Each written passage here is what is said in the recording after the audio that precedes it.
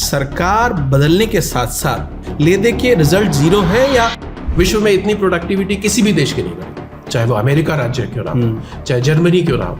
एक बहुत बड़ा रोल अदा करता है इंफ्रास्ट्रक्चर डेयरी में, इसके लिए सरकार की कोई योजना है? तो हमारी योजना है NPDD कार्यक्रम, national programme for dairy development, animal husbandry infrastructure development fund. ये जो हमारी पहली एक योजना होती थी dairy processing infrastructure development fund, उसको भी इसमें शामिल कर लिया गया। 15,000 करोड़ रुपए की योजना ये बनी थी। अब इसकी जो साइज है वो 29,000 करोड़ का हो गया। सामान्य व्यक्ति इंफ्रास्ट्रक्चर के लिए अगर आवेदन करता है उसके लिए कोई योजना? अब तक हमने 420 प्रोजेक्ट इसमें अप्रूव किए हैं। उनकी जो टोटल कॉस्ट है वो 11,000 करोड़ रुपए की है। छोटे पशुओं के लिए सब्सिडी का प्रावधान है, 50% सब्सिडी है।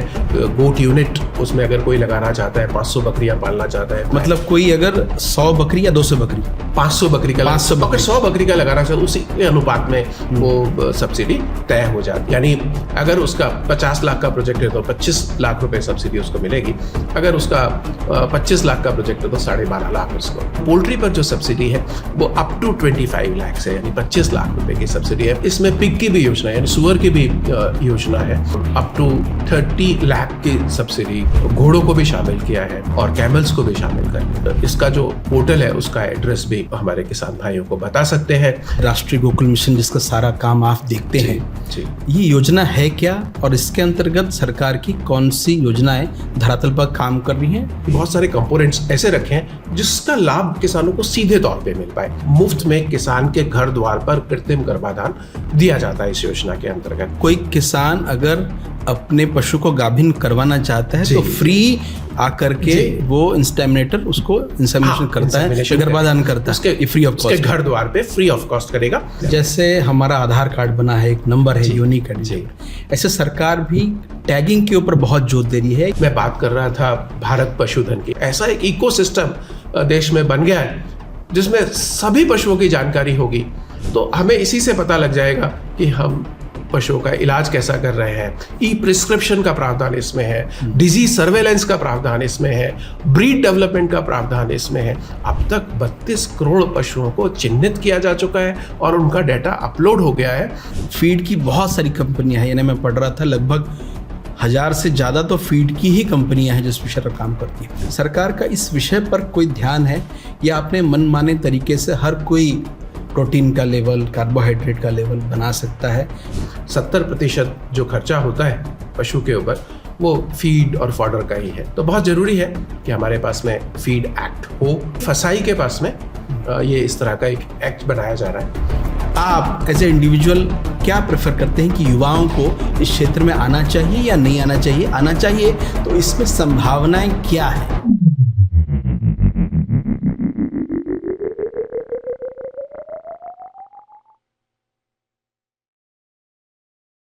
नमस्कार, बहुत बहुत स्वागत है आप सबका हमारे चैनल द किसान शो में।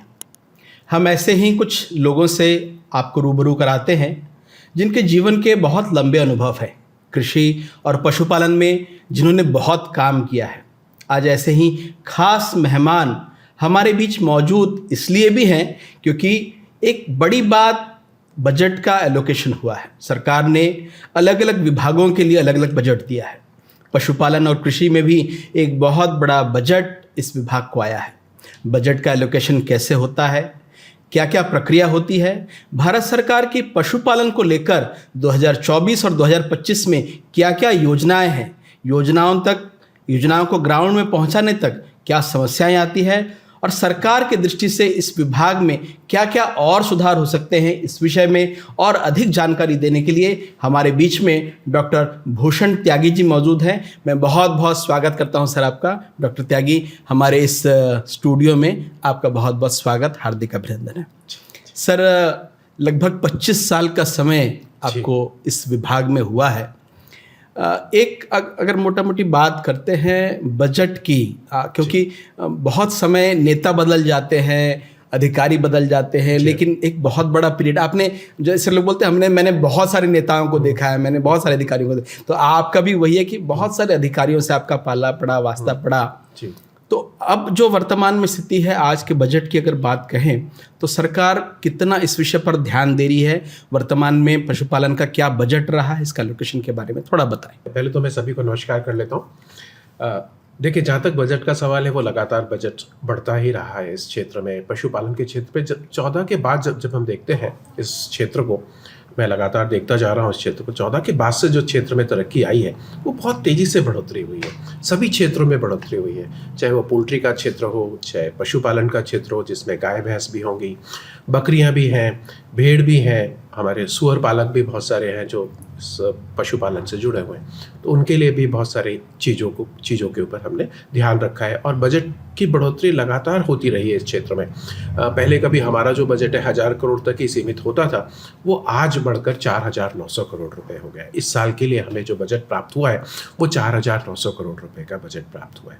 इससे पहले सालों में जो हमें बजट मिला था या पिछले साल हमें जो बजट मिला था वो 4400 करोड़ रुपए का था। इसी तरह से एक्सपेंडिचर भी बहुत तेज़ी से बढ़ा है। पहले एक्सपेंडिचर काफ़ी कम हुआ करता था, एक्सपेंडिचर काफ़ी तेज़ी से बढ़ा है इस क्षेत्र का। तो अगर हम स्कीम वार बजट का एलोकेशन देखें तो डेयरी क्षेत्र में बजट को ज़्यादा मिला है, ज़्यादा बजट मिला है। जैसे राष्ट्रीय गोकुल मिशन की अगर हम बात करते हैं तो पहले करीब 1000 करोड़ के आसपास हमने खर्च किए थे 10 से 15 सालों के बीच में, जब हम national project for cattle and buffalo breeding implement किया करते थे देश में। उसके बनस्पत जब से हमने राष्ट्रीय गोकुल मिशन शुरू किया है तो इसमें अब तक हम करीब 4000 करोड़ रुपए का हमें बजट मिला है और उतना ही हमने खर्चा भी कर लिया है। तो इस तरह से खर्चा भी काफ़ी हो गया है। और अगर देखें कि जो 5 साल के लिए हमारी योजना अप्रूव हुई थी राष्ट्रीय गोकुल मिशन की, जो हमने अप्रूव की थी, वो 2400 करोड़ रुपए की अप्रूव की हुई थी। उसमें अब तक जो खर्चा हो गया है वो करीब 2200-2300 करोड़ रुपए के आसपास अब तक हमारे खर्च हो गए। तो हमारे पास में जो अभी बचा हुआ पैसा है 2400 करोड़ रुपए में से, जो कि हमने 3 साल में ही खर्च कर लिया है, तो सरकार की मंशा को दर्शाता है कि बजट को लेना है और बजट को खर्च भी करना है। तो विभाग के ऊपर भी जाता है इसका पूरा श्रेय। हमारे जितने भी बहुत सीनियर ऑफिसर्स हैं उनका श्रेय बहुत ज़्यादा इसमें रहता है कि बजट को लेना है और बजट को खर्च करना है। तो काफ़ी हमारे ऊपर भी प्रेशर रहता है कि किस तरह से इस बजट को खर्च किया जाए। और बहुत अच्छी योजनाएं हमने शुरू की, क्योंकि हमने देखिए अपने पिछले 9 सालों में जो हमारा खर्चा रहा है वो 4000 करोड़ के आसपास का खर्चा हमने किया है। यानी 2000 करोड़ रुपए पहले राष्ट्रीय गोकुल मिशन 1.0 में खर्चा किया। अब राष्ट्रीय गोकुल मिशन फिर हमने रीअलाइन कर दिया 5 साल के लिए, 2021-22 से लेकर 2025-26 तक। उसमें 2400 करोड़ रुपए मिले, वो भी हमने खर्च कर लिए। अब हम फिर से बजट की मांग कर रहे हैं कि और बजट जिससे हमें मिल जाए तो इस योजना को और ज़्यादा तेज़ी से बढ़ाया जा सके। जहां हमारी उत्पादकता 1648 किलोग्राम प्रति पशु प्रति वर्ष थी, प्रति ब्यात में, प्रति ब्यात में या प्रति वर्ष हम कैलकुलेट करते हैं, क्योंकि हमारा जो डाटा होता है प्रति वर्ष के लिए निकलता है। तो वही उत्पादकता बढ़कर अब हमारी करीब 2078 किलोग्राम हो गई है। यानी काफ़ी तेज़ी से वृद्धि भी हुई है। ये वृद्धि करीब 27-28% की वृद्धि है। यानी सालाना जो वृद्धि हो रही है इस क्षेत्र में वो करीब 3 से 4% की वृद्धि दर्ज की गई है पिछले 9 सालों में लगातार। अगर हम एक डाटा देखें कि ये रूरल इकोनॉमी में कितनी इम्पोर्टेंस रोल प्ले करता है, कितना इंपॉर्टेंट रोल प्ले करता है। क्योंकि मैं देखता हूं सर, जब आप इसकी बात कर रहे हैं जी, एक नॉर्मल ट्राइबल गांव में, रूरल गांव में हम देखते हैं तो एक किसान, उसके घर पे कुछ नहीं होगा, 2-4 मुर्गियां होंगी, 2 बकरियां होंगी, और उसको कहते हैं वो उसका एक ATM है, जब वो चाहे वो बेच करके वो पैसा ले लेता। एक बहुत बड़ा धन उसके पास है। इसको एक आप जो इसको कर रहे हैं इसके लिए प्रयत्न, ये बहुत सराहनीय। हाँ बिल्कुल, क्योंकि आप विभाग से बहुत वर्षों से है। मेरा एक प्रश्न है जी, सरकार बदलने के साथ साथ क्या ब्रीडिंग पॉलिसियां बदलती हैं? फॉर एग्जांपल, हमने एक समय क्रॉस ब्रीडिंग पॉलिसी लाई, भारत यहाँ पे हमारे देश भर में क्रॉस ब्रीडिंग हुई, जर्सी HF का यहाँ हमने सीमन का उपयोग किया, हमने प्रोडक्शन बढ़ाया अपना। आज स्थिति, उस सरकार बदली, हम राष्ट्रीय गोकुल मिशन में आए, हमने अपनी नस्लों को फिर से ठीक किया। तो सरकार बदलने के साथ पॉलिसियाँ बदली, ले दे के रिजल्ट ज़ीरो है या उसमें कुछ अंतर आपको दिखाई देता है? इसको किस हिसाब से आप देखते? देखिए अब ना बहुत भारी अंतर दिखता है प्रोडक्टिविटी में। जैसा मैं बात कर रहा था कि प्रोडक्टिविटी बहुत तेज़ी से बढ़ी है हमारे देश में। विश्व में इतनी प्रोडक्टिविटी किसी भी देश की नहीं बढ़ी, चाहे वो अमेरिका राज्य क्यों ना हो, चाहे जर्मनी क्यों ना हो। किसी भी डेयरी के बड़े बड़े जो देश हैं जैसे हम अमेरिका की बात करते हैं, नीदरलैंड्स की बात करते हैं, डेनमार्क की बात करते हैं, इजराइल की बात करते हैं जहाँ प्रोडक्टिविटी बहुत ज़्यादा है, उन देशों में भी इतना भारी बढ़ोतरी प्रोडक्टिविटी में नहीं हुई है। उत्पादकता में किसी भी देश में इतनी भारी गेन नहीं देखा गया जो भारत में देखा गया। साथ ही साथ हम देखते हैं कि आप पॉलिसी की बात कर रहे हैं, जब 2014 में ये देखा गया कि देशी नस्लें इस देश के लिए बहुत उपयुक्त होंगी, तो उसको देखते हुए हमने राष्ट्रीय गोकुल मिशन की शुरुआत की और सारा का सारा जोर हमारा जो था वो देशी नस्लों के संरक्षण और संवर्धन पर रहा। क्योंकि हमारी देशी नस्लें अगर आप देखें 53 नस्लें हमारे पास में गायों की है, 20 नस्लें भैंसों की हैं, तो बहुत बड़ा भंडार है हमारे देश में देसी नस्लों का। और देसी नस्लें के दूध में अच्छा फैट है, अच्छी प्रोटीन की मात्रा है, जबकि विदेशी नस्लों में प्रोटीन की मात्रा भी कम है, फैट की मात्रा भी कम है। हमारे देश में जो दूध है वो SNF और फैट की मात्रा से ही बिकता है। तो जो उत्पादन दूध हमारे किसानों ने किया है, अगर उसमें अच्छी फैट होगी, अच्छा SNF होगा, तो अच्छी उसे कीमत भी किसान को बाजार में मिलेगी। तो इसके लिए हमने यह देखा कि देशी नस्लें हमारे देश के लिए उपयुक्त है। साथ ही साथ जो ग्लोबल वार्मिंग का जो आप देख रहे हैं, जिस तरह से ग्लोबल वार्मिंग बढ़ रही है, उसको भी देखते हुए बहुत ज़रूरी है कि हम देशी नस्लों का संरक्षण और संवर्धन करें, क्योंकि देशी नस्लें हमारे वातावरण के प्रतिकूल हैं, बिल्कुल अनुकूल है, उसी वातावरण में पनपी हैं, बड़ी हैं और बहुत थोड़े सी मात्रा में उनको पशु के चारा की आवश्यकता होती है, उसी में बहुत अच्छा खासा वो दूध दे लेती हैं। डिजीज़ रेजिस्टेंट होती है, हीट टॉलरेंट होती है, यानी उन्हें गर्मी भी कम लगती है, डिजीज़ बीमारियां बहुत कम आती हैं। जैसे आप देखिए गलघोटू की बीमारी भी विदेशी पशुओं में बहुत ज़्यादा हो जाती है। फुट एंड माउथ डिजीज़ जो हमारे देश में होती है वो भी विदेशी नस्लों में बहुत ज़्यादा होती है। जो पैरासिटिक डिजीज़ हैं वो भी विदेशी नस्लों में ज़्यादा होती है हमारी देशी नस्लों के बनस्पत। तो इसलिए किसान के ऊपर ज़्यादा बोझ न पड़े। और हम देखें कि देशी पशु किन के पास है, देशी पशु जो है हमारे छोटे किसानों के पास है, मझोले किसानों के पास है, उन किसानों के पास में है। तो उन किसानों के पास में होने के कारण अगर हम उनकी उत्पादकता बढ़ाएंगे तो उनके जीवन स्तर में, जो हमारे मझोले और छोटे किसान हैं जो इसी व्यवसाय से जुड़े हुए हैं, उनके जीवन स्तर में काफ़ी वृद्धि होगी। आप देखते होंगे कि 90% जो पशु हैं वो छोटे मझोले और जो भूमिहीन किसान हैं उनके पास में है। तो 90% अगर पशु उनके पास में है तो इसका मतलब ये है कि सबसे ज़्यादा पशु तो वही हैं, जबकि एग्रीकल्चर जो लैंड है वो बराबर नहीं बटा हुआ है, पशु बराबर से बटे हुए हैं। हर किसान के घर में आप देखेंगे 1 या 2 पशु हैं। और एक स्टडी में तो ये कहा गया है कि 16 से 26% की जो घरेलू आय है वो पशुपालन से आती है। तो देखिए कितना बड़ा पशुपालन एक रोल प्ले करता है किसान की घरेलू आय में। और न्यूट्रिशनल सिक्योरिटी जो उसके बच्चों को मिलती है, जो उसे मिलती है, वो भी बहुत बड़ी अहम है और देश में काफ़ी इम्पॉर्टेंट रोल भी प्ले करती है, हमारे गाँव में बहुत बड़ा रोल प्ले करती है। सर, योजना के बारे में बात करें तो सबसे पहले राष्ट्रीय गोकुल मिशन, जिसका सारा काम आप देखते हैं, ये योजना है क्या और इसके अंतर्गत सरकार की कौन सी योजनाएं धरातल पर काम कर रही हैं, इसका लाभ कैसे मिल रहा है? इसमें बहुत सारी हमने कंपोनेंट्स, मैं कहूँगा कि बहुत सारे कंपोनेंट्स ऐसे रखे हैं जिसका लाभ किसानों को सीधे तौर पे मिल पाए। जैसे हमने फ्री ऑफ कॉस्ट कृत्रिम गर्भाधान, यानी मुफ्त में किसान के घर द्वार पर कृत्रिम गर्भाधान दिया जाता है इस योजना के अंतर्गत। और उत्तर प्रदेश के सभी जिले इसमें शामिल हैं, मध्य प्रदेश के सभी जिले इसमें शामिल हैं, छत्तीसगढ़ के सभी जिले इसमें शामिल हैं। मतलब ये है कि कोई किसान अगर अपने पशु को गाभिन करवाना चाहता है तो फ्री आकर के वो इंसेमिनेटर उसको इंसेमिनेशन करता है, गर्भाधान करता है, उसके फ्री ऑफ कॉस्ट, उसके घर द्वार पे फ्री ऑफ कॉस्ट करेगा।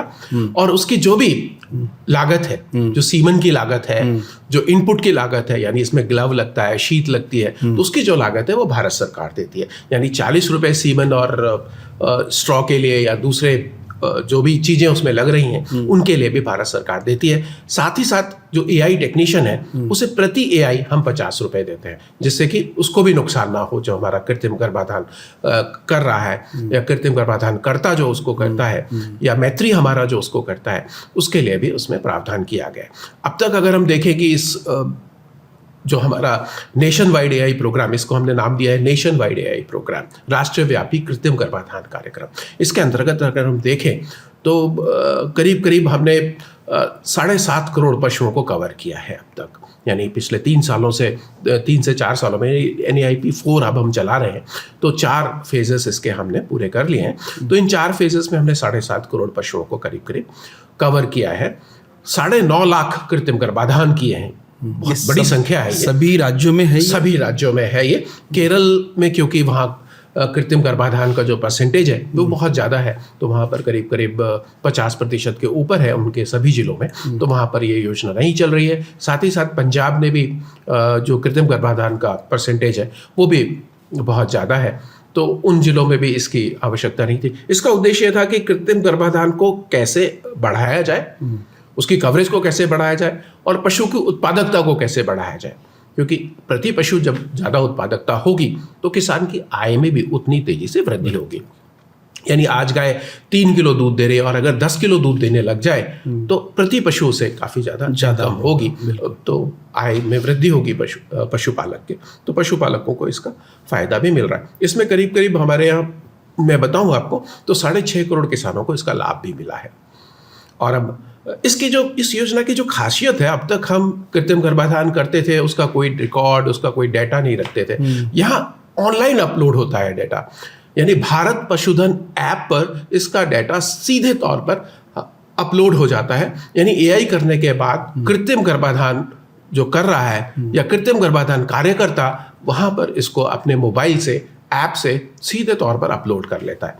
और ये जो भारत पशुधन है ये सबसे बड़ा एक डाटा भारत सरकार के पास में बनता जा रहा है, क्योंकि आप देखिए इसमें 9 से 10 करोड़ कृत्रिम गर्भाधान जो हुए हैं उनकी संख्या पूरी की पूरी इसके अंदर में आ गई है। साथ ही साथ दूसरी योजनाओं में भी राज्यों में होते हैं कृत्रिम गर्भाधान, जैसे हम प्रोजेनी टेस्टिंग चला रहे हैं। केरल राज्य में प्रोजेनी टेस्टिंग प्रोग्राम चल रहा है, पंजाब राज्य में प्रोजेनी टेस्टिंग प्रोग्राम चल रहा है, उसमें भी बहुत सारे पशुओं को हम कवर करते हैं कृत्रिम गर्भाधान से, और उनसे जो बुल पैदा होते हैं वो सारे बुल हमारे सीमन स्टेशनों पर आते हैं, जिससे बुल की जो जेनेटिक पोटेंशियल है वो बढ़ सके, अच्छे सांड हमारे पास में हो तो अच्छा सीमन हमारे पशुपालकों को मिलेगा और उत्पादकता में तेजी से वृद्धि होगी। AI की जब बात करते हैं ना, आर्टिफिशियल इंसेमिनेशन की, सर एक बहुत बड़ा क्रांति अब हम देखते हैं इस क्षेत्र में, क्योंकि नस्ल जब सुधरेगी तो उत्पादकता बढ़ेगी, ये लक्ष्य है जी। जब हम सरकार AI का परसेंटेज कितना मानते हैं, सक्सेस रेशियो सर AI का क्या है, पहला प्रश्न तो ये है। दूसरा प्रश्न, AI को अभी तक इतने वर्ष हो गए तो पूरी तरह से ये अडॉप्ट क्यों नहीं हुआ पूरे स्तर पर भी? अभी भी लोग नेचुरल मीटिंग को प्रेफर करते हैं कई जगह। और तीसरा प्रश्न ये है कि सर ग्रामीण स्तर पर एक बहुत बड़ी समस्या होती है, जैसे भारत पशुधन ऐप में उसने डाउनलोड किया, खराब सीमन की क्वालिटी बिकॉज ऑफ नाइट्रोजन की अनुपलब्धता, ये एक बहुत बड़ा विषय फील्ड में आता है। इसको लेकर के सरकार इस स्तर तक सोच रही है, किस स्तर पर क्या काम हो रहा है? देखिए, जहाँ तक लिक्विड नाइट्रोजन की उपलब्धता का सवाल है, तो अब मेरे ख्याल से लिक्विड नाइट्रोजन की उपलब्धता सुनिश्चित है सभी राज्यों में पूरी तरह से सुनिश्चित है। इसके लिए बहुत बड़ा इंफ्रास्ट्रक्चर भी तैयार किया गया है, राष्ट्रीय गोकुल मिशन के अंतर्गत तैयार किया गया है, इससे पहली योजनाओं में भी उसको तैयार किया गया है। तो बहुत सारे साइलोज आपने देखे होंगे जगह जगह पर लगे होते हैं, जिनमें लिक्विड नाइट्रोजन आती है, भरी जाती है, फिर लिक्विड नाइट्रोजन छोटे छोटे कंटेनर्स में AI सेंटर को सप्लाई हो जाती है। तो किसी भी तरह की लिक्विड नाइट्रोजन की कमी अब नहीं रह गई। आज से 10 साल पहले या 20 साल पहले कमी हुआ करती थी कृत्रिम गर्भाधान केंद्रों पर लिक्विड नाइट्रोजन की, पर लिक्विड नाइट्रोजन की कमी अब शायद नहीं है। जहाँ तक AI कवरेज का सवाल है, तो अभी 35% के आसपास में हमारा AI कवरेज बैठता है। तो AI कवरेज बढ़ा है। अगर AI कवरेज क्योंकि धीरे धीरे बढ़ेगा, जब तक हमारे कृत्रिम गर्भाधान कार्यकर्ता पूरी तरह से ट्रेड नहीं होंगे, ज़्यादा से ज़्यादा नंबरों में नहीं होंगे, क्योंकि 1000 पशुओं के ऊपर हमें एक कृत्रिम गर्भाधान कार्यकर्ता की आवश्यकता होती है। इस तरह से देश में जो कृत्रिम गर्भाधान कार्यकर्ताओं की आवश्यकता है वो करीब करीब 2 लाख है। तो इस बीच में हमने मैत्री के लिए प्रावधान किया। मैत्रीज को हम ट्रेन करते हैं, उनको इक्विपमेंट्स भी भारत सरकार की तरफ से मुफ्त में दिए जाते हैं। जितने भी क्रायो कंटेनर होंगे या उनके AI गन्स होंगी वो सारी उनको दी जाती है। साथ ही साथ उनको एक अच्छे एक्रीडेटेड ट्रेनिंग इंस्टीट्यूट पर ट्रेनिंग भी दी जाती है, जो 3 माह की ट्रेनिंग होती है। 1 माह की क्लासरूम ट्रेनिंग, 2 माह की फील्ड में उसे ट्रेनिंग दी जाती है। तो उसके लिए भी 31,000 रुपये का सरकार ने प्रावधान किया है। इक्विपमेंट के लिए 50,000 रुपये का सरकार ने प्रावधान किया है।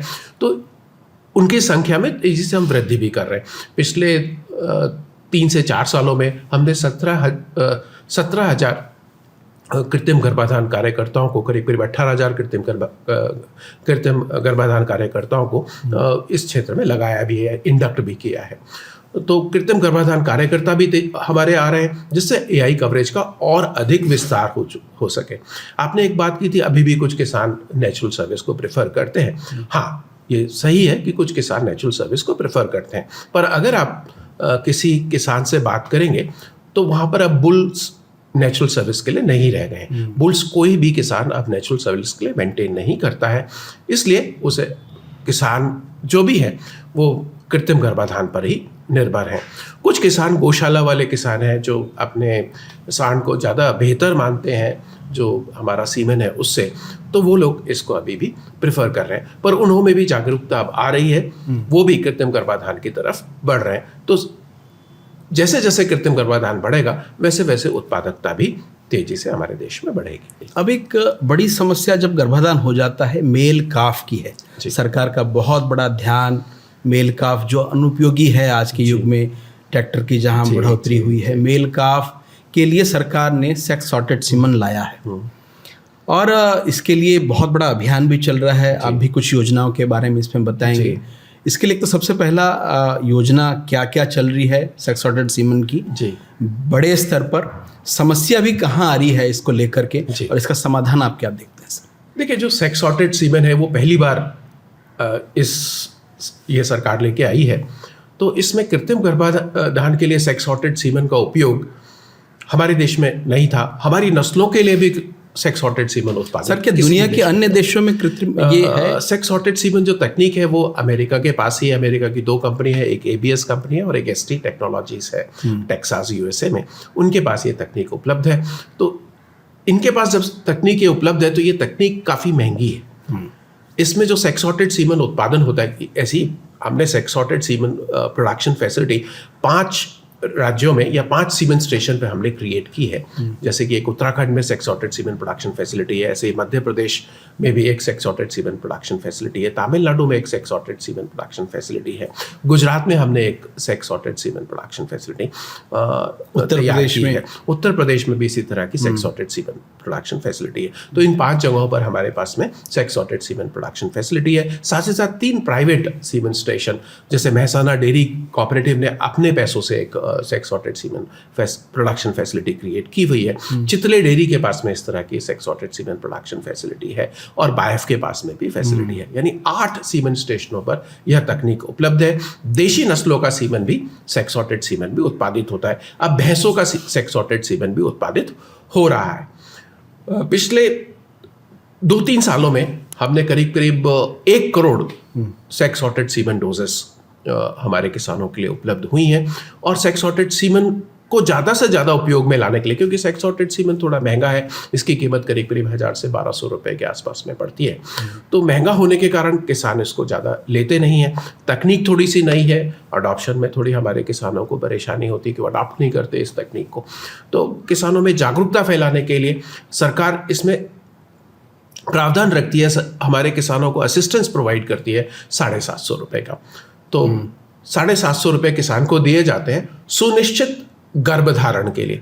यानी सेक्स सॉर्टेड सीमन पर अगर किसान का गर्भधारण करती है उसकी गाय, तो उसे 750 रुपये की जो राशि है यानी असिस्टेंट है वो भारत सरकार की तरफ से मिलता है कंफर्म होने के बाद। साथ ही साथ हर डोज पर जो है, डोज की कीमत क्योंकि हमारी 675 रुपये के आसपास में आई है, तो 675 रुपये डोज होने के कारण किसान को इसमें हर AI पर 250 रुपये देने होते हैं। तो हमने क्या रखा है कि 2 AI हमारा किसान कराएगा अपनी गाय में या अपनी भैंस में। अगर 2 AI के बाद उसकी गाय कंफर्म नहीं होती है तो किसान ने जो पैसे लगाए हैं, यानी 500 रुपये जो किसान ने खर्च किए, वो उसे वापस मिल जाएंगे। तो किसान को कोई नुकसान नहीं होगा।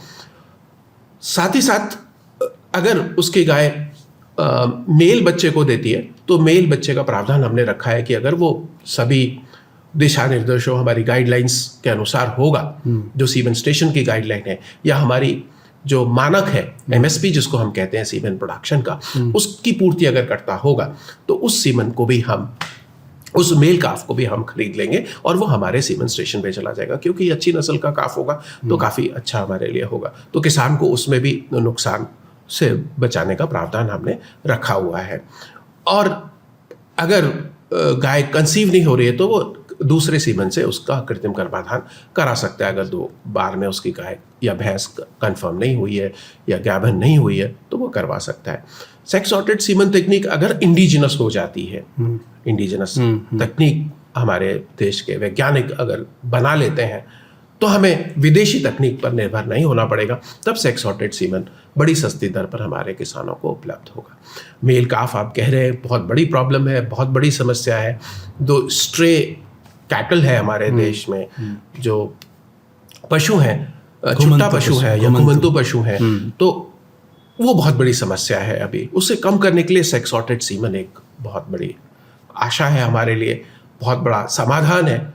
अगर हम खाली फीमेल काफ खाली इसको हटाने के लिए नहीं कि दूसरे कैटल पॉपुलेशन को हम हटा देंगे, उसका फायदा हमें मिलेगा। फायदा किसानों की आय में वृद्धि का मिलेगा, यानी 90% तक फीमेल काफ पैदा होता है। क्या लग रहा है सर, भारत का रिसर्च इस विषय पर आगे बढ़ रहा है? बहुत आगे काम चल रहा है, कई यूनिवर्सिटीज़ में काम चल रहा है और एनडीडी भी इसके लिए कार्य कर रही है। जो एआई वर्कर है उसके प्रशिक्षण को लेकर के है, क्योंकि ये तकनीक तभी सफल होगी जब वो प्रशिक्षित होगा एआई करने वाला। अधिकतर ये होता है कि वो सही समय पर ही डिटेक्शन नहीं है, एआई करता है, फेल हो जाती है। इसके ट्रेनिंग के लिए प्रॉपर ऐसी कोई व्यवस्था सरकार की तरफ से या राज्य सरकार की तरफ से ऐसा कोई गाइडलाइन है सर? भारत सरकार की तरफ से पूरी व्यवस्था की गई है। इसके लिए पूरे मानक बनाकर हमने राज्यों को दिए हुए हैं कि कैसा एमएसपी होगा। साथ ही साथ हमने ये भी निश्चित किया है कि कैसा ट्रेनिंग सेंटर होना चाहिए। ट्रेनिंग सेंटर में पशु तो कम से कम हो जिसके ऊपर वो प्रैक्टिस करेगा, तो कितने पशु होने चाहिए, कितने एक बैच में लोग होने चाहिए। और साथ ही साथ भारत सरकार ने ये भी प्रावधान किया है अपनी योजना में कि हम जिस एआई ट्रेनिंग इंस्टीट्यूट में हमारा कृत्रिम गर्भाधान कार्यकर्ता, जिसको हम मैत्री कहते हैं, multipurpose AI technician in rural India, उसकी ट्रेनिंग के लिए उसे हम एक्रीडेट करेंगे। यानी हमारी जो सेंट्रल मॉनिटरिंग यूनिट भारत सरकार ने बनाई हुई है वो वहाँ जाती है, उस केंद्र को देखती है कि किस तरह की ट्रेनिंग दी जा रही है, इसमें पूरी तरह से ये ट्रेनिंग देने में सक्षम है कि नहीं है, जो हमने मानक बनाए हुए हैं ट्रेनिंग के उसकी पूर्ति करते हैं कि नहीं करते, सारी चीज़ें हैं इनके पास कि नहीं है, तब उसे हम एक्रीडेट करते हैं। और हमने कहा हुआ है सभी राज्यों में कि आप केवल जो भारत सरकार की योजना में मैत्री ट्रेन हो रहे हैं उनकी training accredited AI training institute पर करेंगे। तो इस तरह की ट्रेनिंग सभी जगह पर दी जा रही है। जैसे मैंने आपको पहले भी बताया, करीब 18,000 से 19,000 के बीच में मैत्रीज हमने अब तक ट्रेन कर दिए हैं। प्रधानमंत्री जी मंच से कई बार कहते हैं कि भारत को जैसे हमने पोलियो से राहत दिलाई है, वैसे हम एफएमडी से या अन्य बीमारियों से हम पशुधन को राहत दिलाएंगे। भारत सरकार की पशुपालन विभाग इस विषय पर कितना काम कर रहा है? और अभी जैसे एफएमडी की तो बात करें, लेकिन ब्रुसेला एक बहुत बड़ी समस्या है जो दिखती नहीं है लेकिन है। सरकार का इस विषय को लेकर के कोई योजनाएं हैं, क्या जागरूकता कार्यक्रम? देखिए, इस विषय पर हमारी जो योजना है वो पूरा भारत को पूरी तरह से मुक्त करना है, एफएमडी मुक्त भारत बनाने की योजना है।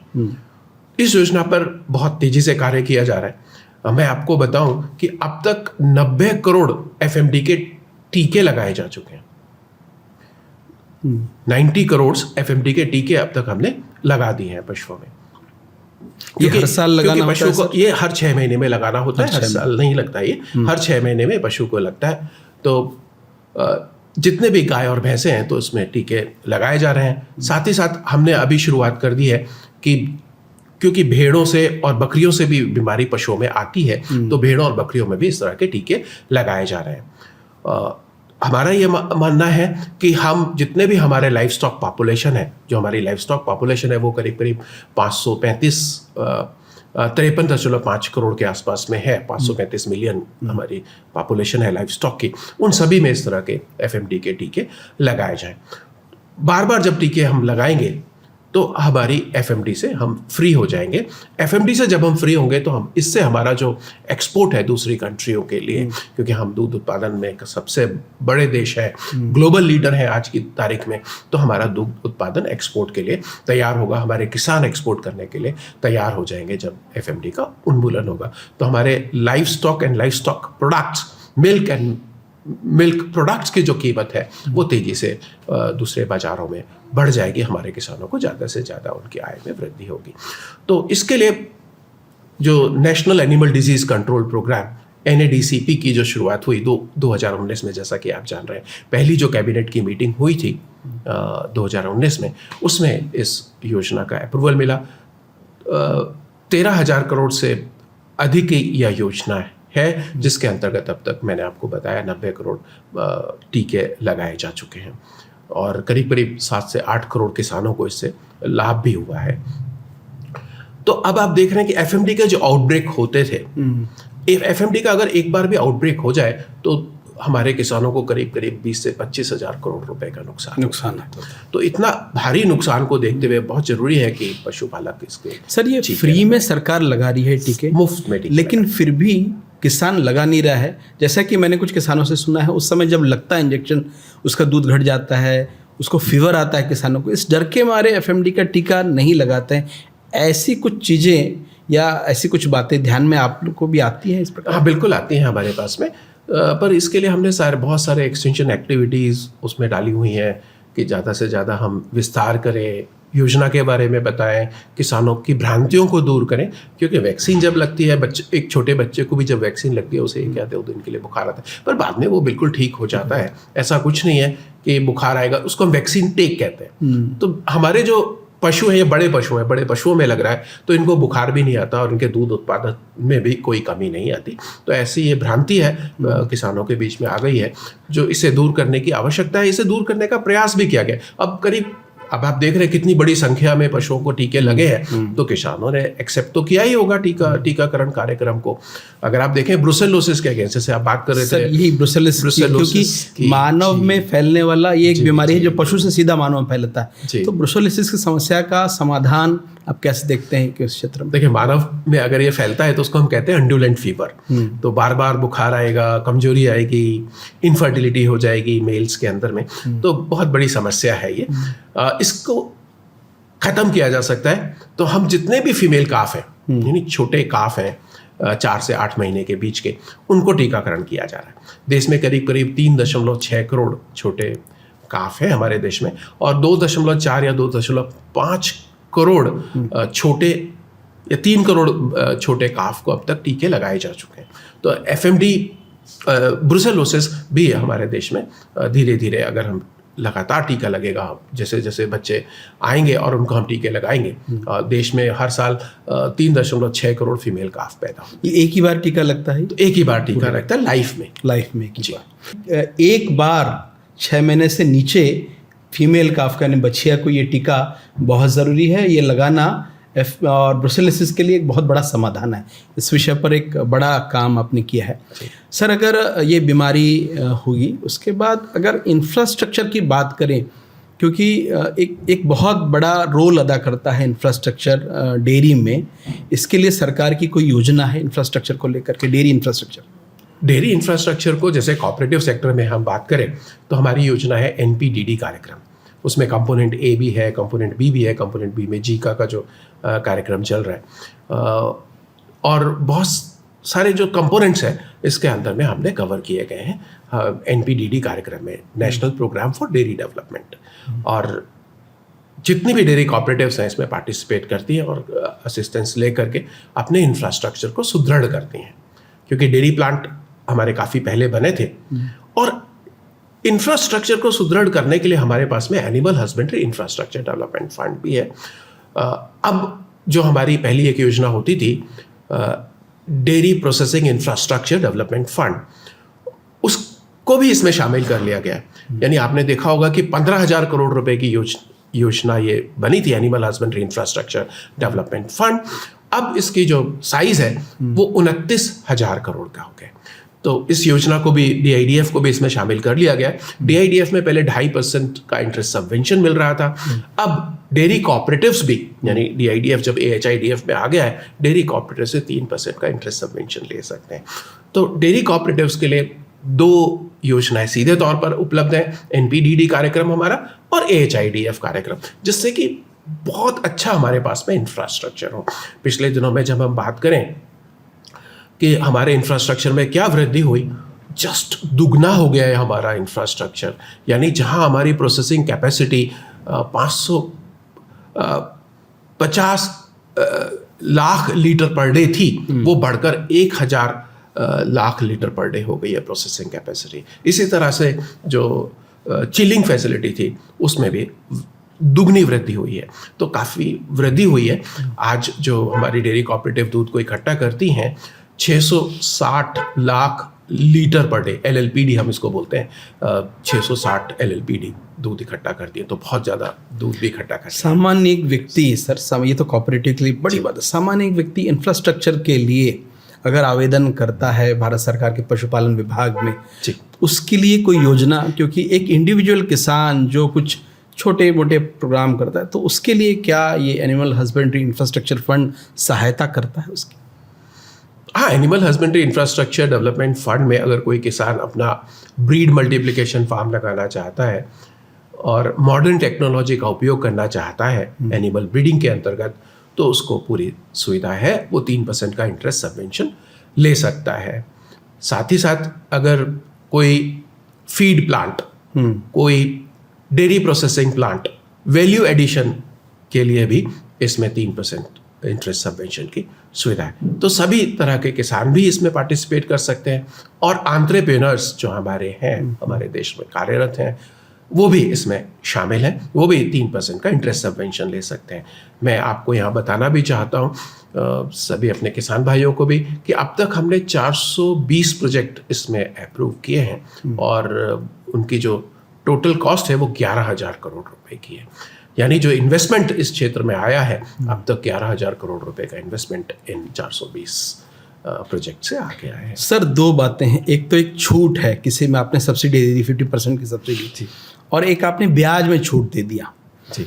तो अब एक सरकार के एंगल से या विभाग के एंगल से देखिए कि छूट ज़्यादा लाभप्रद है, किसान उससे ज़्यादा लाभान्वित होता है, या ब्याज में आपने सबके प्लस पॉइंट माइनस पॉइंट है सर जी। तो दोनों में प्लस माइनस क्या देखते हैं आप? छूट ज़्यादा अच्छा है या ब्याज में छूट ज़्यादा अच्छा है? किसान ज़्यादा इससे प्रभावित होता है या इससे प्रभावित? आपका क्या अनुभव रहा? देखिए, ब्याज में जो छूट है वो बहुत सारे किसानों को वितरित होगी। अगर हम सब्सिडी देंगे तो वो बहुत थोड़े नंबर के लोगों को ही मिल पाएगी। तो पूरे देश को अगर हमें इसमें शामिल करना है तो ब्याज में छूट देना ज़्यादा बेहतर होता है। तो ब्याज में छूट देने के लिए हमने जैसे animal husbandry infrastructure development fund बताई, इसी तरह से NLM में भी छोटे पशुओं के लिए सब्सिडी का प्रावधान है। 50% सब्सिडी है। गोट यूनिट, उसमें अगर कोई लगाना चाहता है, 500 बकरियां पालना चाहता है, तो 1 करोड़ रुपए का प्रोजेक्ट है। 50 लाख रुपए भारत सरकार अभी भी है सर योजना, अभी भी चल रही है योजना, और 50 लाख रुपए किसान को बैंक से लोन लेना होता है। मतलब कोई अगर 100 बकरी या 200 बकरी, 500 बकरी का, 100 बकरी का लगाना चाहे, उसी के अनुपात में वो सब्सिडी तय हो जाती है। 50% की सब्सिडी, 50% की सब्सिडी है। यानी अगर उसका 50 लाख का प्रोजेक्ट है तो 25 लाख रुपए सब्सिडी उसको मिलेगी। अगर उसका 25 लाख का प्रोजेक्ट है तो 12.5 लाख उसको सब्सिडी। ये किस योजना के अंतर्गत है? ये NLM मैंने बताई थी। NLM में, हाँ, 50% का 50% ये की बकरी के लिए है, बकरी के ऊपर है। ऐसे इसी तरह से पोल्ट्री के ऊपर भी है। तो पोल्ट्री पर जो सब्सिडी है वो अप टू 25 लाख है, यानी 25 लाख रुपए की सब्सिडी है। पोल्ट्री में जो इंफ्रास्ट्रक्चर तैयार करना है वो ब्रीडिंग का इंफ्रास्ट्रक्चर, यानी कमियां जो है देश में छोटे छोटे चूजों को सप्लाई करने की होती हैं, तो उसी तरह का कोई अगर हैचरी लगाना चाहता है इस तरह की, तो हैचरी लगा सकता है योजना के अंतर्गत, NLM के अंतर्गत। और इसका जो पोर्टल है उसका एड्रेस भी आप हमारे किसान भाइयों को बता सकते हैं। nlm.udyamimitra.in के ऊपर जाकर ये सीधे तौर पर डायरेक्टली अप्लाई कर सकते हैं। वहाँ जाकर पोर्टल के ऊपर इन्हें अप्लाई करना होता है। साथ ही साथ इसमें पिग की भी योजना है, यानी सुअर की भी योजना है, जिसका अप टू 30 लाख की सब्सिडी का प्रावधान उसके अंतर्गत है। और तो शीप की योजना हो गई, इसमें बकरी की योजना हो गई, साथ ही साथ सूअर की भी योजना हो गई, पोल्ट्री की भी योजना हो गई, और अब इसके अंतर्गत इसी योजना के अंतर्गत यानी NLM के अंतर्गत हमने घोड़ों को भी शामिल किया है और कैमल्स को भी शामिल कर लिया है इसके अंतर्गत, तो जिससे पूरा का पूरा जो लाइफ स्टॉक सेक्टर है वो पूरा का पूरा कवर हो सके, यानी किसी भी जो हमारी स्पीशीज है लाइफ स्टॉक की वो सभी की सभी इसमें कवर हो जाए। यानी रैबिट के लिए भी इसके अंदर में आप रैबिट की कोई यूनिट लगा रहे हैं हमारे किसान, हिमाचल प्रदेश में इस तरह का रैबिट पालन करते हैं ऊन प्रोड्यूस करने के लिए किसान, तो वो भी इसमें लगाई जा सकती है। अब हम जब बात करते हैं, एक बहुत बड़ी योजना ब्रीड को लेकर के है भारत सरकार की कि ब्रीड कैसे सुधरे, उसके लिए एक एम्ब्रियो ट्रांसफ़र प्रोग्राम सरकार चला रही है। तो सबसे पहले एम्ब्रियो ट्रांसफ़र का महत्व, ये जो ETT टेक्नोलॉजी, इसका महत्व क्या है और सरकार इसके लिए क्या छूट दे रही है, क्या बढ़ा रही है इसको आगे कैसे? देखिए, एम्ब्रियो ट्रांसफ़र टेक्नोलॉजी है बोवाइन एम्ब्रियो ट्रांसफ़र टेक्नोलॉजी। इसकी बात करें तो बोवाइन IVF हम करते हैं, इन विट्रो फर्टिलाइजेशन की बात करते हैं, जो ह्यूमन बीइंग में IVF होता है उसी तरह से हमारे पशुओं में भी होता है। तो हमने इस योजना में IVF को प्रमोट किया है, बोवाइन IVF को। इससे पहले जो हम करते थे वो ETT करा करते थे, एम्ब्रियो ट्रांसफ़र टेक्नोलॉजी की बात किया करते थे, तो वो इन विवो होती है, यानी पशु के अंदर होती है। ये इन विट्रो होती है, यानी फर्टिलाइजेशन का जो पोर्शन है वो हम बाहर करते हैं। तो ऐसा माना जाता है कि जो काम हम 7 पुश्तों में करते हैं, कि नस्ल 7 पुश्तों में बदलती है, जो काम हम 7 पुश्तों में करते हैं वो काम IVF के द्वारा एक ही जनरेशन में किया जा सकता है। चमत्कारी है ये। यानी 30 किलो की गाय, आप 30 किलो की गाय, अगली गाय भी प्रोड्यूस कर सकते हैं IVF के द्वारा, अगर आपके पास में बहुत अच्छा बुल अवेलेबल है उस गाय को इंसेमिनेट करने के लिए। तो यानी ये कहने का मतलब, जैसे मेरी गाय अगर 4 किलो दूध दे रही है, उसको अगर इस विधि से अगर किया जाए तो अगली बार उसकी जो बच्चियाँ होगी, अगर उसमें 20 किलो की बच्चियाँ का लगाया है, वो 20 किलो प्रोड्यूस करेगी, क्योंकि उसको 20 किलो देने में 7 पुश्तें उसकी लग जाती है उसको, उसकी नस्ल को बदलने।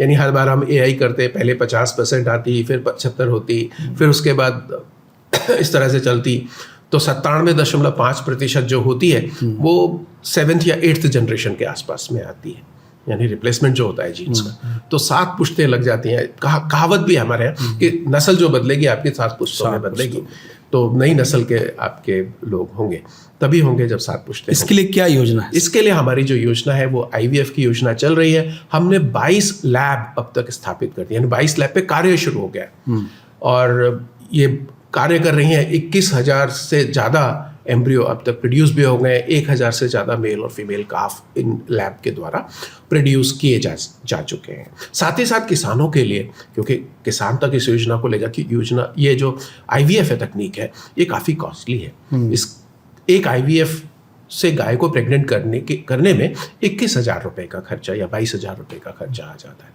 तो उसको हमारा किसान देने में सक्षम नहीं है, तो उसके लिए 5,000 रुपये की छूट जो है या 5,000 रुपये का असिस्टेंस जो है वो भारत सरकार की तरफ से दिया जाता है। यानी किसान का जो कुल खर्चा होगा वो 16,000 रुपये का होगा।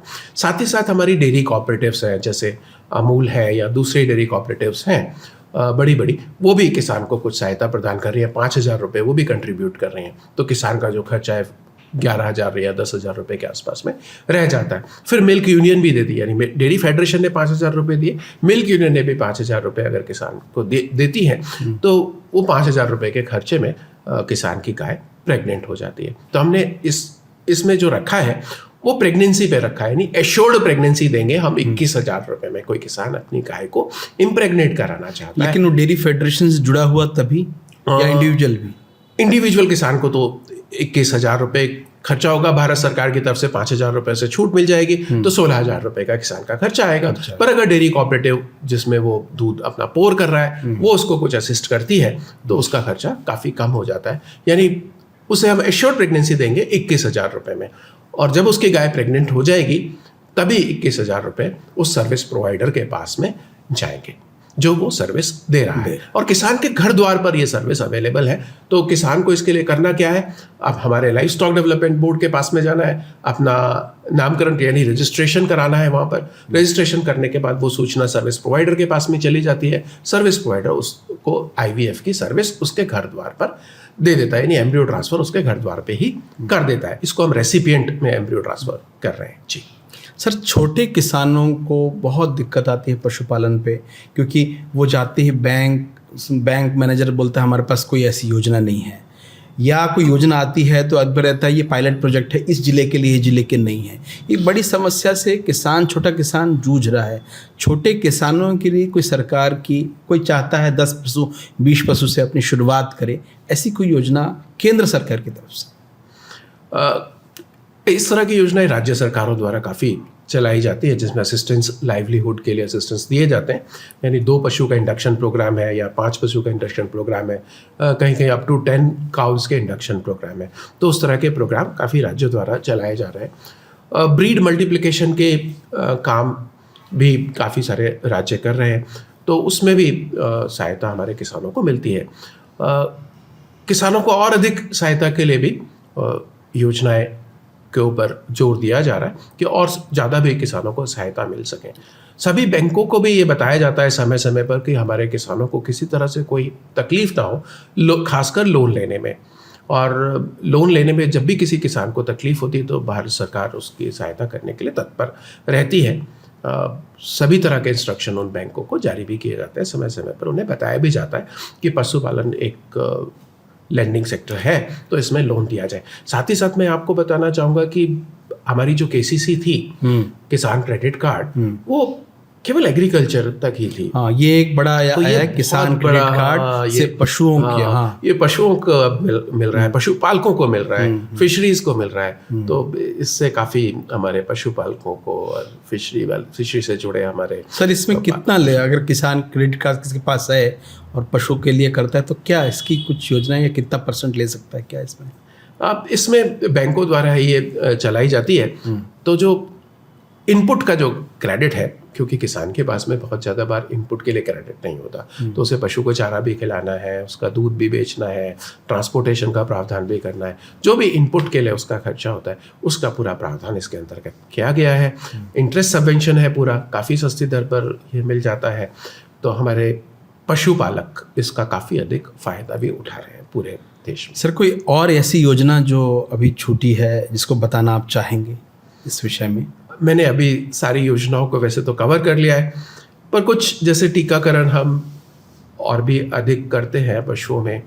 जैसे हमारा PPR का टीकाकरण कार्यक्रम है, इसमें भी हम कारपेट वैक्सीनेशन कर रहे हैं। तो 6-7 करोड़ बकरी और भेड़ों को अब तक टीकाकरण किया जा चुका है। तो वो टीकाकरण भी है। स्वाइन फीवर जो हमारे छोटे किसान हैं उनके पिग्स में हो जाता है, तो क्लासिकल स्वाइन फीवर का भी टीकाकरण, उसका भी कारपेट वैक्सीनेशन हमारे देश में शुरू है। तो ये इस तरह से नेशनल वैक्सीनेशन प्रोग्राम की तरह हम इनको पूरे पशुपालक फ्री ऑफ कॉस्ट है, इसमें कोई कीमत किसान को नहीं देनी पड़ती। पहले आप देखते होंगे FMD का टीका किसी को लगाना है तो वो बाजार से खरीदता था, फिर डॉक्टर को बुलाता था, डॉक्टर से टीका अब वो करने की कोई ज़रूरत नहीं है। भारत सरकार की तरफ से मुफ्त में उसके घर द्वार पर टीका अवेलेबल है। साथ ही साथ भारत सरकार ने MVU की स्थापना की है, मोबाइल वेटनरी यूनिट्स। ये देखा गया है कि किसान अपने पशु को अस्पताल तक नहीं ला सकता, पशु चिकित्सालय तक नहीं ला सकता, तो उसको सुविधा दी गई है कि वो MVU पर कॉल कर ले और उसके घर द्वार पर MVU पहुंच जाएगी। इसके लिए 4000 MVU स्थापित करने के लिए राशि सभी राज्यों को जारी की गई है। अब तक 3000 के ऊपर मोबाइल वेटनरी यूनिट देश में कार्यरत है, ऑपरेशनल है। इसमें गाड़ी खरीदने के लिए जो है 100% असिस्टेंस भारत सरकार की तरफ से है। ऑपरेशनल कॉस्ट में 60-40 यानी 60% भारत सरकार की तरफ से, 40% राज्य सरकार की तरफ से। ये बहुत अच्छी योजना है, किसानों को इसका बहुत अधिक फायदा मिल रहा है। और 1962 इन गाड़ियों का नंबर है 1962, और इस पर किसान कॉल कर सकते हैं, इस गाड़ी को बुला सकते हैं अपने घर द्वार पर, अपने पशुओं को इलाज करा सकते हैं, क्योंकि इलाज में बड़ी परेशानी हमारे किसानों को। सर, जैसे हमारा आधार कार्ड बना है, एक नंबर है यूनिक आइडेंटिटी, ऐसे सरकार भी टैगिंग के ऊपर बहुत जोर दे रही है कि हर एक पशु का मवेशियों का टैग हो, इस विषय में कोई अभियान चल रहा है और ये कितना ज़रूरी है सब टैगिंग का? बहुत बहुत ज़रूरी होता है कि सभी पशुओं का टैग हो, क्योंकि उनकी सूचना हमारे डेटाबेस पे अपलोड हो जाएगी। मैं बात कर रहा था भारत पशुधन की, बहुत बड़ा डेटाबेस है जो भारत सरकार ने तैयार किया है, बहुत अच्छा डेटाबेस है। ऐसा एक इकोसिस्टम देश में बन गया है जिसमें सभी पशुओं की जानकारी होगी, क्योंकि आप देख रहे होंगे AMR की बात हम लोग करते हैं, दूसरी चीज़ों की बात अब करते हैं, तो हमें इसी से पता लग जाएगा कि हम पशुओं का इलाज कैसा कर रहे हैं। प्रिस्क्रिप्शन का प्रावधान इसमें है, डिजीज सर्वेलेंस का प्रावधान इसमें है, ब्रीड डेवलपमेंट का प्रावधान इसमें है। अब तक 32 करोड़ पशुओं को चिन्हित किया जा चुका है और उनका डाटा अपलोड हो गया है हमारे भारत पशुधन डेटाबेस के ऊपर या डाटा सिस्टम के ऊपर। जीनोमिक सिलेक्शन की जब हम बात करते हैं, भारत में जब नस्ल सुधार की ओर एक स्टेप आगे बढ़ते हैं, तो जीनोमिक सिलेक्शन जहां ब्राज़ील ने इसी के आधार पर अपनी गायों की उत्पादकता बढ़ाई, भारत सरकार में इस विषय पर कहां तक हम पहुंचे हैं? जीनोमिक सिलेक्शन की बात करें, ये है क्या पहली तो बात, और कहां पहुंचे हैं? देखिए, ये जो जीनोमिक सिलेक्शन की हम बात करते हैं, ये DNA सिलेक्शन है, यानी DNA बेस्ड सिलेक्शन है। तो हम SNP सिंगल न्यूक्लियोटाइड पॉलीमॉर्फिज्म, क्योंकि हर के सिंगल न्यूक्लियोटाइड पॉलीमॉर्फिज्म में कुछ कुछ डिफरेंसेस होते हैं, यानी डिफरेंसेस को हम स्टडी करके जीनोमिक सिलेक्शन करते हैं हमारे पशुओं। जीनोमिक चिप जो बनी थी वो 2006 में करीब डेवलप हो गई थी। ये टेक्नोलॉजी विदेशों में उपलब्ध थी। उन्होंने जो जीनोमिक चिप बनाई वो अपने पशुओं के लिए बनाई, यानी जर्सी के लिए बना ली, होल्स्टीन फ्रीजियन के लिए बना ली। हमारी देशी नस्लों पे तो कौन ध्यान देता। भारत ने पहली बार इसके ऊपर ध्यान दिया और इस राष्ट्रीय गोकुल मिशन के अंतर्गत हमने NBAGR को राशि दी इसके लिए, साथ ही साथ NDDB को भी इसमें शामिल किया। और जो भी डेटा NBAGR और जो भी डेटा NDDB में इकट्ठा किया गया या दूसरे इंस्टीट्यूट में, NIAB भी हमारा एक हैदराबाद में है, national institute of animal biotechnology Hyderabad का जो इंस्टीट्यूट है, उसने भी डाटा काफ़ी इकट्ठा किया था। उन सब डाटा को कंबाइन करके हमने एक कॉमन चिप तैयार की है। इस कॉमन चिप के द्वारा हम अच्छी नस्ल के पशु बहुत छोटी उम्र में सिलेक्ट कर लेते हैं, क्योंकि बहुत छोटी उम्र में जब आप पशु को सिलेक्ट करते हैं, एक पशु की सिलेक्शन की प्रोसेस बहुत लंबी होती है, क्योंकि 7 से 8 साल लग जाते हैं हमें अच्छी नस्ल के सांड की पहचान करने में प्रोजेनी टेस्टिंग के द्वारा। इसमें मैं एक बात स्पष्ट कह दूं, कोई एक सांड जब वो गर्भाधान, उसका कृत्रिम गर्भाधान होता है, उसके बच्चे आने, मतलब उसके वो दूध में आते हैं, इसके लिए ऐसा समय आता है जब वो सांड जिंदा नहीं रहता। लेकिन इस माध्यम से हम छोटे काफ में ही, मेल काफ में ही उसका जीनोमिक वैल्यू पता करके वो कितनी, उसकी बच्चियाँ या उसकी बेटियाँ कितना मिल्क प्रोड्यूस करेंगे, इसके बारे में इससे पता चल जाता है। बिल्कुल, इससे पता लग जाएगा और हमारे पशुपालकों को ये सुविधा उपलब्ध होगी। वो अपनी गायों का भी जीनोमिक टेस्टिंग करा सकते हैं। उनकी गाय की जीनोमिक वैल्यू क्या है, ब्रीडिंग वैल्यू क्या है, अपनी बच्चिया की ब्रीडिंग वैल्यू वो निकलवा सकते हैं कि उसको उनके पास में रखना है कि नहीं रखना है। सारे डिसीजन वो जीनोमिक टेस्टिंग के द्वारा ले सकते हैं, क्योंकि दूसरे देशों में जीनोमिक टेस्टिंग बहुत अहम भूमिका निभा रहा है दूध की उत्पादकता की बढ़ोतरी में। और जो हम प्रोजेनी टेस्टिंग में जो खर्चा कर रहे हैं, वो खर्चा काफ़ी कम हो जाएगा जब हम जीनोमिक टेस्टिंग के द्वारा बुलों की जल्दी से पहचान कर लेंगे और हम सारा डेटा हमारे पास में होगा और अच्छी नस्ल के सांड की जल्दी से जल्दी पहचान हो जाएगी। एक उदाहरण मैं बताता हूँ सर। एक किसान आया, उसके पशु को गाभिन करना था, उसने AI वर्कर को बुला के गाभिन किया, उसका फीमेल का प्रोड्यूस हुई, उसने तो लगाया देसी गाय का, लेकिन क्या आया पता नहीं। सीमन में गड़बड़ी, सीमन की प्रॉब्लम, सीमन सेंटर की दिक्कत, ये एक बहुत बड़ा मुद्दा जो उन्नत पशुपालकों के सामने आता है, क्योंकि सीमन की शुद्धता नहीं है।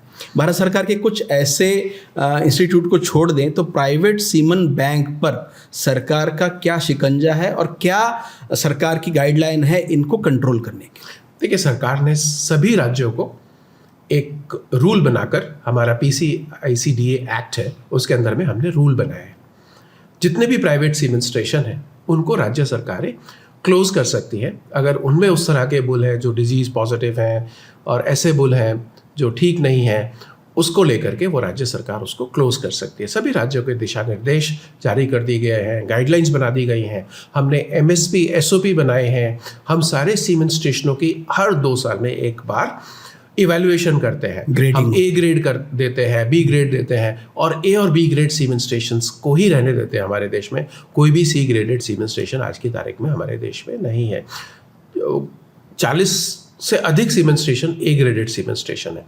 तो पशुपालकों को यही सलाह रहती है कि वो ए ग्रेडेड सीमेंट स्टेशन से ही डोज लें, उस डोज का ध्यान रखें कि किस एआई टेक्नीशियन कौन सी डोज लगाई है, क्योंकि जब आप एआई कराते हैं, अगर आप सीमेंट की स्ट्रॉ जो खाली हो जाती है एआई करने के बाद, वो अगर कृत्रिम गर्भाधान कार्यकर्ता से आप ले लेंगे तो उसमें सारे बुल की सूचना मिल जाएगी।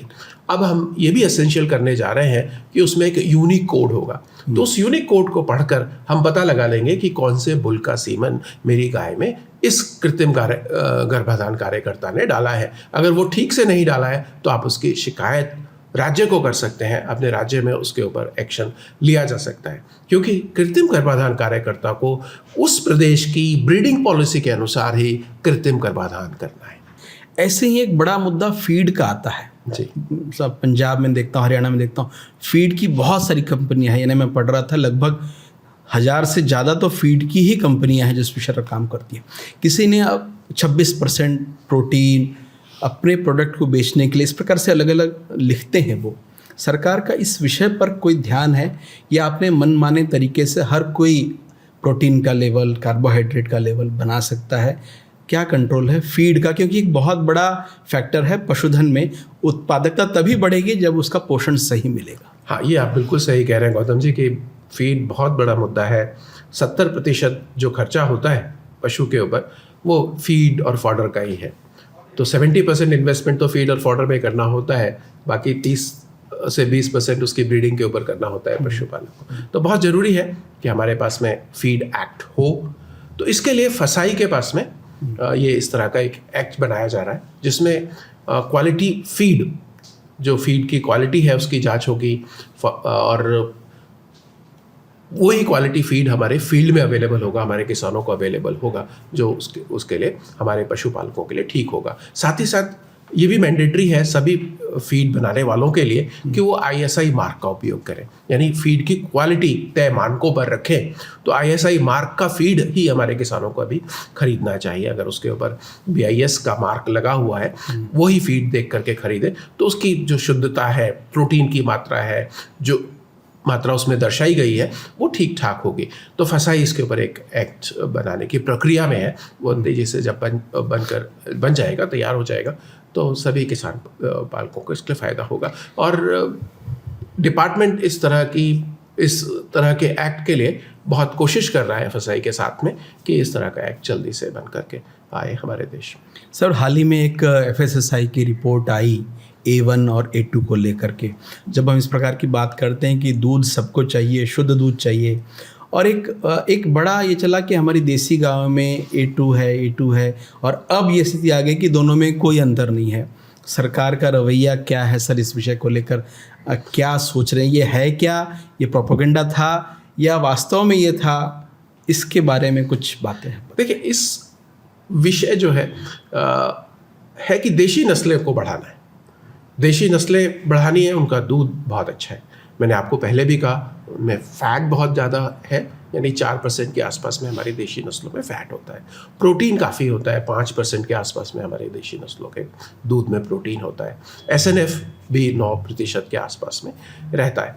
तो दूध जो देशी नस्लों का है वो बहुत अच्छा है। बनस्पत की जो विदेशी नस्लें हैं उनके दूध को हम देखें तो फैट की मात्रा भी कम है, प्रोटीन की मात्रा भी उनके दूध में कम होती है। हमारी जो क्रॉस ब्रेड गाय हैं उनको समतुल्य है हमारी देशी गायों, क्योंकि हमारे वातावरण में पनप रही हैं, तो उनका भी जो फैट की मात्रा है जर्सी गायों में थोड़ी सी ज़्यादा होती है, प्रोटीन की मात्रा भी थोड़ी ज़्यादा होती है। होल्स्टीन फ्रीजियन अगर गाय को देखें 3.5 से 4% के बीच में उनके दूध में फैट होता है। जहाँ तक A1 A2 का सवाल है, तो ये सही है कि जो हमारी देशी नस्लें हैं वो A2 दूध प्रोड्यूस करती हैं, विदेशी नस्लें जो हैं वो A1 दूध प्रोड्यूस करती हैं। तो हमारी जो भी देशी नस्लें हैं या भैंस की नस्ल है वो A2 दूध प्रोड्यूस करते हैं, क्योंकि दूध में प्रोटीन होता है। अब सबको मिला दिया सर, एक ही हो गया ये? नहीं, हमने तो विभाग ने अभी इसके बारे में कोई वो कहा नहीं है, पर हमारी देशी नस्ल गायों का दूध बहुत अच्छा है, इससे समझौता नहीं किया जा सकता, किसी भी तरह का समझौता नहीं करना चाहिए। और हमें देशी नस्लों के संवर्धन और संरक्षण पर जो भी कार्य हम कर रहे हैं उस पर पूरा ध्यान देना होगा और देना भी चाहिए। सर, खाद्यान्न में जब हम पोषण की बात करते हैं तो हरा चारा एक बहुत बड़ा मैटर है पशुपालन पे। भारत में हरा चारा की उपलब्धता कम है, सरकार का इस पे कोई योजना है इस प्रकार को लेकर? हरे चारे को बढ़ाने के लिए बहुत सारे कार्यक्रम विभाग चला रहा है, जैसे फॉडर में एंटरप्रेन्योरशिप डेवलपमेंट। अभी तक फॉडर में एंटरप्रेन्योरशिप डेवलपमेंट की किसी ने सोच नहीं रखी थी, तो एंटरप्रेन्योरशिप डेवलपमेंट जो NLM हमारी योजना है उसके अंतर्गत एंटरप्रेन्योरशिप डेवलपमेंट हम कर रहे हैं। तो उसमें 50 लाख रुपए तक की सब्सिडी भारत सरकार की तरफ से उपलब्ध है, चाहे साइलेज मेकिंग यूनिट हो, चाहे TMR वैगन हो, टोटल मिक्स राशन अब पशुओं को दिया जाता है, वो काफ़ी सस्ता पड़ता है हमारे पशुपालकों के लिए, साइलेज काफ़ी सस्ता पड़ता है। तो इस तरह की योजना उसमें रखी गई है। साथ ही साथ NLM के अंतर्गत फॉडर सीड, क्योंकि आप देखते होंगे बरसीम का जो सीड है उसकी उपलब्धता कभी कभी किसानों के लिए नहीं हो पाती है, तो उसको बढ़ावा देने के लिए फॉडर सीड का उत्पादन करने के लिए जो भी इंस्टीट्यूशंस है, ICR इंस्टीट्यूट्स है या दूसरे इंस्टीट्यूशंस है, वो उसमें NDDB उसमें सहायता लेकर स्कीम में पार्टिसिपेट करके फॉडर सीड की उपलब्धता बढ़ा रहे हैं। बढ़ रही है फॉडर सीड, लगातार देश में ज़्यादा से ज़्यादा उत्पादित हो रहा है। आप देख भी रहे होंगे फॉडर सीड्स उपलब्ध रहता है। बरसीम का बीज पहले हमारे किसानों को नहीं मिला करता था, अब समय पर मिल जाता है। तो बरसीम भी बोने में रिजका का जो बीज होता था वो भी कम मात्रा में उपलब्ध होता था, जिसे हम लूसर्न कहते हैं, तो लूसर्न का भी सीड अब हमारे किसानों को उपलब्ध है। साथ ही साथ ये भी भारत सरकार ने किया है कि जो FPOs हैं उनमें भी फॉडर प्रोडक्शन की तरफ ध्यान दिया जाए। तो इस तरह के फॉडर FPO भी तैयार किए जा रहे हैं जो केवल फॉडर के क्षेत्र में कार्य करेंगे और किसानों को अच्छी मात्रा में ग्रीन फॉडर, ड्राई फॉडर उपलब्ध कराएंगे। हमारे देश में शॉर्टेज जरूर है, जैसा आप कह रहे हैं कि शॉर्टेज है, तो उसके लिए कार्य भी बहुत तेजी से आप किए जा रहे हैं। एक अंतिम प्रश्न जी, आजकल का पढ़ा लिखा युवा जी पशुपालन और कृषि की ओर जाए तो क्यों जाए, जब वो देखता है कि उसके साथ के युवा या उसके साथ के साथी किसी मल्टीनेशनल कंपनी में काम कर रहे हैं, जॉब कर रहे हैं, एक जॉब सिक्योरिटी है। जब हम इस क्षेत्र में आते हैं तो बहुत वेरिएशन देखने को मिलता है। आज गाय दूध दे रही है, कल उसने कम कर दिया, दूध के रेट सही नहीं, मिलावट का बाज़ार, ये सब चीज़ों को देखकर एक डगमगाहट सी स्थिति आज के युवाओं में होती है। आप एज ए इंडिविजुअल क्या प्रेफर करते हैं कि युवाओं को इस क्षेत्र में आना चाहिए या नहीं आना चाहिए? आना चाहिए तो इसमें संभावनाएं क्या हैं? देखिए, युवाओं को इस क्षेत्र में जरूर आना चाहिए और युवा ही देश को बदल सकते हैं, ताकत उनमें ही है। तो हमारे युवा इस क्षेत्र में आ भी रहे हैं। आप देखेंगे बहुत सारे एंटरप्रेन्योर्स इस क्षेत्र से जुड़े हुए हैं। अगर डेयरी क्षेत्र को देखें कि कितना व्यवसाय है इसका, 17 लाख करोड़ का व्यवसाय है और बहुत तेज़ी से बढ़ रहा है। इसका CAGR भी देखें तो 12-13% का CAGR है जो डेयरी क्षेत्र का वो है।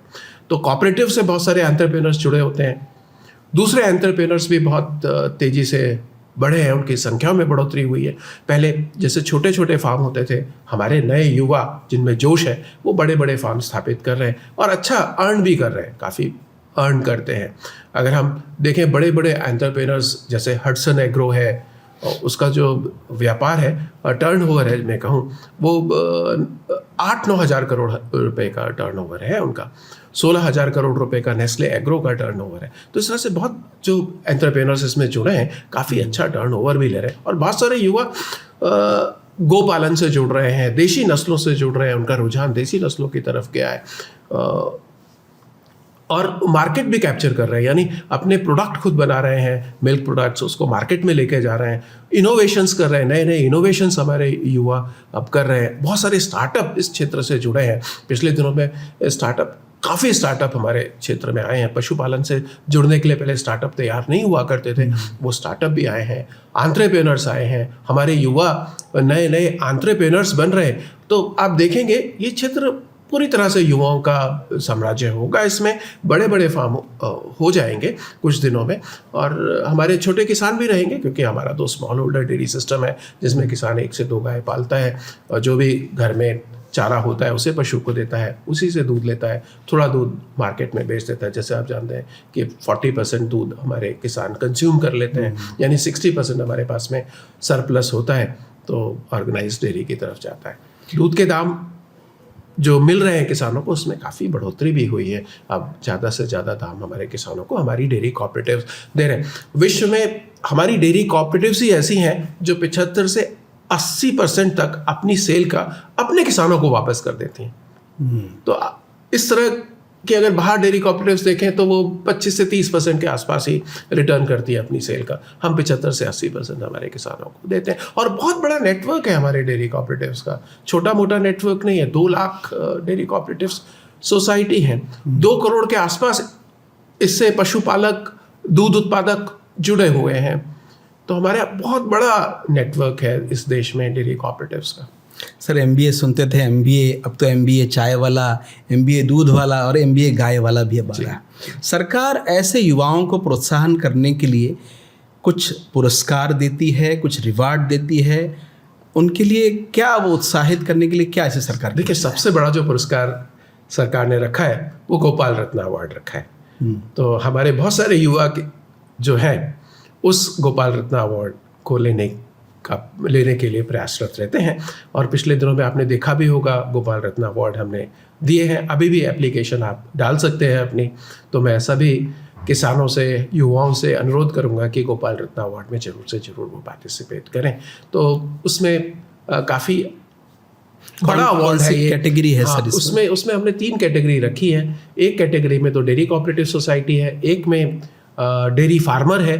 पहली जो कैटेगरी है वो डेयरी फार्मर की, इंडिविजुअल फार्मर की है, जो देसी नस्लें रखता है, गाय की या भैंस की देसी नस्ल रखता है। साथ ही साथ हमारी डेयरी कोऑपरेटिव सोसाइटी हमने रखी हुई है, और एक कृत्रिम गर्भाधान कार्यकर्ता को रखा हुआ है। कृत्रिम गर्भाधान कार्यकर्ता के लिए भी अवार्ड इसके अंदर में दिया जा रहा है, जो अच्छा कार्य कर रहे हैं, अच्छा कंसेप्शन रेट ले रहे हैं, जो काफ़ी ज़्यादा नंबर में आर्टिफिशियल इंसेमिनेशन करते हैं और हमारे जो मानक है उनकी पूर्ति करते हैं, तो उनको अवार्ड दिया जा रहा है। तो देसी नस्लों को हमारे किसान बहुत अच्छे से रख रहे हैं, उनको अवार्ड दिया जा रहा है। तो इसके लिए गोपाल रत्न अवार्ड रखा गया है। तो गोपाल रत्न अवार्ड भारत सरकार हर साल कर रही है। दूध में मिलावट एक बहुत बड़ी समस्या है सर।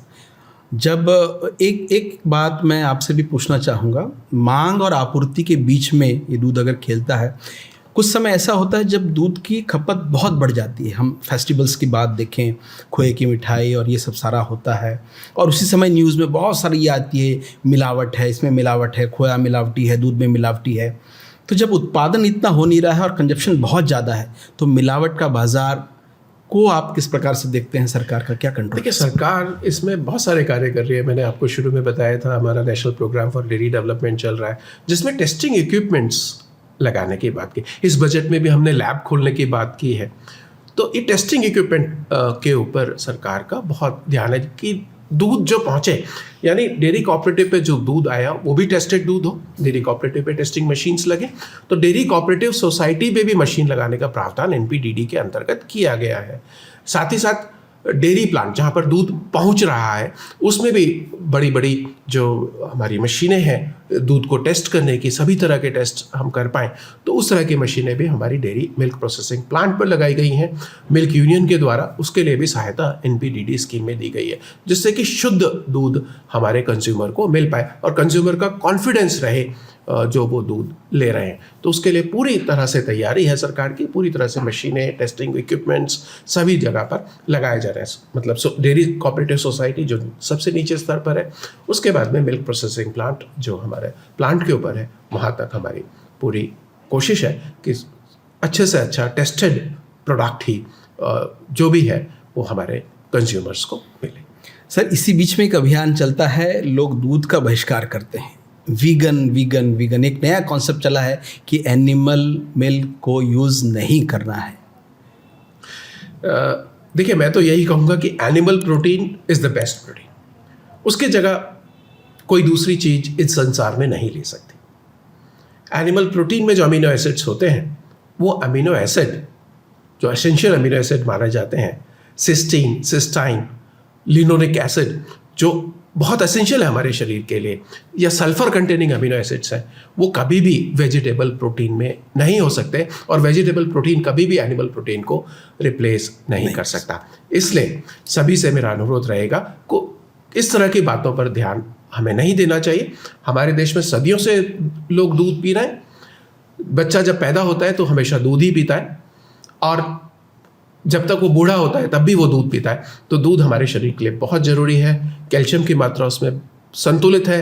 प्रोटीन के जो अमीनो एसिड्स हैं जो हमारे शरीर को चाहिए, जो हमारी आंतों में सीधे तौर पर जिसका पाचन हो सके, वो उस तरह के अमीनो एसिड्स उसमें हैं। तो वो हमारे जो भी दूध लेने वाले हैं उनको बहुत फ़ायदा करते हैं। और ये थे डॉक्टर भूषण त्यागी जी, जिन्होंने बहुत सारी ऐसी योजनाओं के बारे में हमें बताया जो वास्तव में सरकार की एक कदम है। समस्याएं सब जगह है, लेकिन उसका समाधान भी अगर हम देखें तो बहुत अच्छे रूप में निखर कर सामने आती है। भारत सरकार और विशेष रूप से पशुपालन विभाग इस ओर अग्रसर है। आवश्यकता है कंधे से कंधा मिलाकर हमारे साथ उनको चलने की। बहुत बहुत धन्यवाद डॉक्टर त्यागी, आप हमारे स्टूडियो में आए और हमसे इतनी अच्छी बातचीत की। बहुत बहुत धन्यवाद। नमस्कार।